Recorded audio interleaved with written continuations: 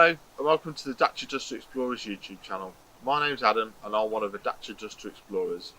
In these videos you'll see myself and other explorers driving green lanes, commonly known as the hobby of green laning. Some of these lanes can be easy, some can be incredibly difficult if not dangerous, but all offer a beautiful feeling of escapism. If you have any doubt about the green lane you're driving, get out and walk the lane first, making a mental note of places to turn around if needed and thinking about strategies to overcome difficult sections, because reversing after a failed attempt to get along the lane can be incredibly difficult and very risky. We abide by the Green Lane Association Glass Code of Conduct for driving these lanes and respect all others using the lanes, including horse riders and walkers, as we all have a part to play in keeping these routes open for everyone.